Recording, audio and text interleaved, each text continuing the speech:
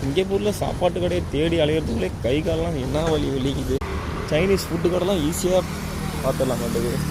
நம்ம தமிழுங்கிறது வந்து லிட்டில் இந்தியான்னு ஒரு ஏரியா இருக்குது. அந்த ஏரியாவை போனால் எல்லாமே கிடைக்கும். ஆனால் நாங்கள் தங்கிற இடத்துல வந்துட்டு இதுதான் கரெக்டாக 1.5 கிலோமீட்டர் 2 கிலோமீட்டர் நடந்தே போயிட்டு வரணும். போகிறதுக்கு 2 கிலோமீட்டர், வரத்துக்கு 2 கிலோமீட்டரு. பயங்கரமாக கால் வலிக்கும் போயிட்டு வரணும். மூச்சு வாங்குது பார்த்திங்களா போகிறது. சாப்பாடெலாம் நல்லா தெளிவாக இருக்கும். நம்ம தமிழ் ஹோட்டல். இந்த பைக் ஹோண்டா பைக்லாம் நம்ம இந்தியாவில் என்ன லான்ச்சே ஆகலை. Super bike. இது ஒரு சைனீஸ் ஒரு ஹோட்டல். இதில் தான் ஒரு 2 நாள் வரைக்கும் சாப்பிட்டோம். சைனீஸ் ஃபுட்டு ஹோட்டல் தெரியாத போது, தமிழ் ஹோட்டல் தெரியாமல் இதில் தான் ஒரு 2 நாள் சாப்பிட்டோம். R15 V3 நிற்கிது. V3 அது ஆமாம். இந்த பில்டிங் எப்படி இருக்கு பாருங்க. வளைஞ்சி போய் அழகாக இருக்குது. இது கட்டின இன்ஜினியரிங். டைம் பார்த்தீங்கன்னா கரெக்டாக 4 மணி. சாரி 4 மணி இல்லை, இந்தியா டைம் 7 மணி கரெக்டாக ஆகுது. இன்னும் வரைக்கும் பட்டப்பகலாக தான் இருக்குது.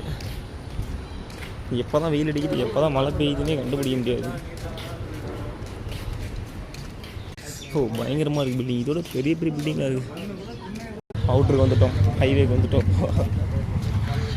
Queenstown map. அது பக்கத்தில் குயின்ஸ்டவுன் போலீஸ் ஸ்டேஷன். தங்கியிருக்க ஏரியா வந்து குயின்ஸ்டவுன்.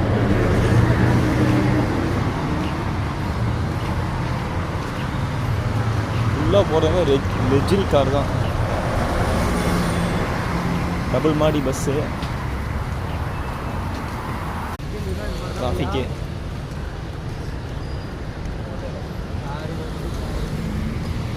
இவ்வளோ ஸ்பீடு போகிறாங்க.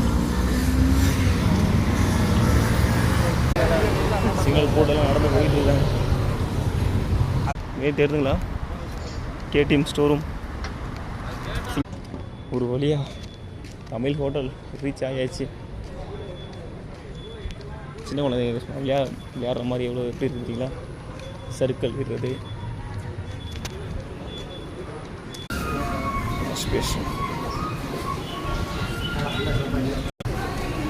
தமிழ் ஃபுட்டு.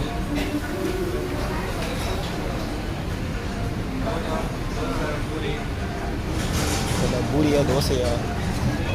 வாவ். எதுக்கு இது எங்கே இருக்குன்னு தெரில. நீ கேள்றா அவன்கிட்ட. குலு